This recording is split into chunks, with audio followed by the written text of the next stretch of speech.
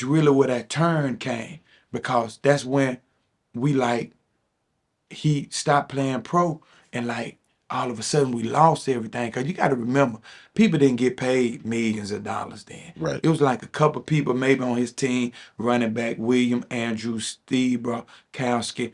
They got paid the big money. Mm-hmm. Like, but uh, they didn't get paid. He said his daddy was making more than he did at the shipyard. So, but he Man. still was in the NFL. So people thought we lived a better life than most people, but it wasn't on a level to where it was overdone. Right.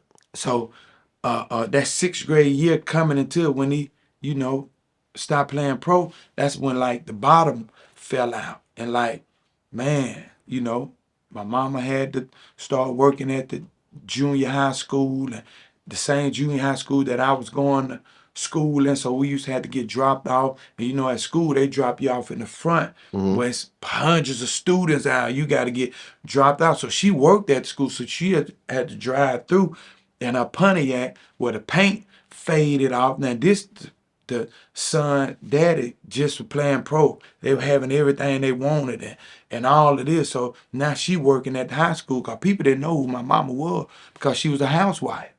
So we got to get dropped off and use the laundry thing, you know, where you clip your clothes up to be able to hang them on the outside. We got to stick that in the windows, because the windows come down if you don't. So the paint fading off the car, and the car's like breaking down. Now the windows is messed up. Now we got to get dropped off, and my mama got to be embarrassed working at the junior high now. And so now all this is like, now, man, I got to start hustling. I got to try to help my mom. I got to try to do this. So me and my cousin at that age, we, you know, we trying to buy ounces of weed. And when I get out of church on a Sunday, if Mm-hmm. we get out around 2 o'clock, I'm running to the court to try to sell weed. So I'm at the court, and the court was the place where back then, like it was, man, back then them Florida boys used to come down. They was bombing cars, and like the drug epidemic was at the height, and it was like, it was crazy. But that's where that turn came at, to where weed smoking every day. Then here go the cocaine, then slipped in. So now, at the age of 14 years old, I'm snorting cocaine. I started snorting cocaine in the classroom of my junior high. Man. So now I'm snorting cocaine. So I'm thinking I can handle this. Oh man, cocaine, you know, this ain't nothing. So now I'm seeing myself get more cocaine than I do weed. So now I done went around the corner to the neighborhood dope boy, and all of a sudden he sell me a dime. So I'm saying, man, you know what? I'm just, back then they was selling dime. I can handle this. Ain't nothing. I Mm-hmm. hit me like one or two little bumps, and you know I'm good for the day. But then here it go start escalate. So I want to go back and get a dime. He tell me, you can't come back and get no dime. Man, you got to spend more. Like, man, I got to spend more than $10 now. Yeah. You got to spend 20. So now I got to spend 20 when I was spending 10. So Man. this the hustle, this the game. Mm-hmm. This is what I'm growing up in. So now every day we hustling.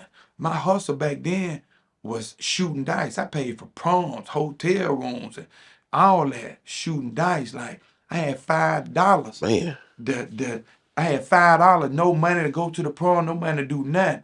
I went and stole, and I ain't proud of it, I went and stole $1 out of my mama purse. I said, you know what? Ain't no way I can't take my girl to the prom, none of Yeah. this stuff. And I know I'm skipping around, but it just in my mind. Mm-hmm. Like, but I said, I'm gonna get $1 out of her purse. From that dollar, I hustled up probably like $300 or $400 in less than 30 minutes.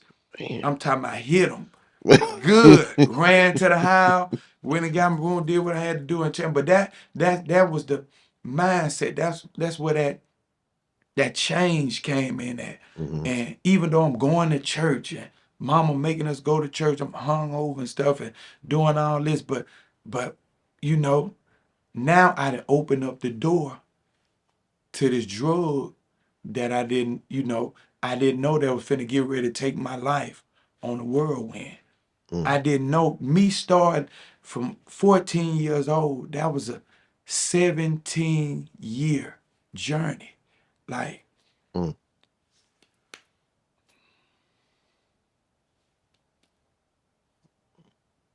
it was a 17-year like journey of my life that I can never get back. This took me away from sports. It took me away from friends, took me away from some family. It took me away from being able to dreams that I want to accomplish, because, and I believe somebody need to hear this, because I really, a burden weighed on me from my daddy, because I didn't want to see him the way that he was, from being at the top to then you at the bottom, where granddaddy got to come and bring you groceries, and now we on food stamps, and now we, know what I'm saying? Now we ain't got, now I'm got a lawnmower with the gas tank hooked on. I'm mowing yards. We got to give mama our money, where my brother used to give her his whole checks, and just something that we obligated to do to try to help her.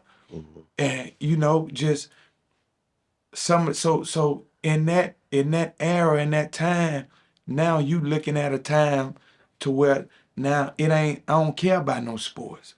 I don't care about this. I don't care about none of that. I got it too hard at home right now.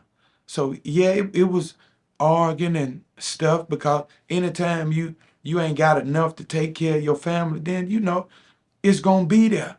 I need you to do this, or I need you to do that, or I need you to do this. And that strife is gonna be there. So I remember walking up the street, and I remember my walking to school. I remember it was me, JoJo, and Big Al. And they remember this. And I didn't even smoke cigarettes at that time. But I remember, I said, man, I'm just done with this. And they were like, T, what you talking about? And they went to talk and said, my mama and my daddy, all they do is argue at the house. And they was like, man, that's why I smoke. That's why. Now, like, y'all go through the same thing. I was like, man, my mama then was arguing, going. I said, give me one of these cigarettes. I smoke now. Like, that was like a door opener for me to start smoking cigarettes. Like I said, just give me cigarettes. I smoke now. My parents going through, so you know what? I'm not finna. I don't want to. This what I'm gonna start doing. I'm gonna be like everybody else is now.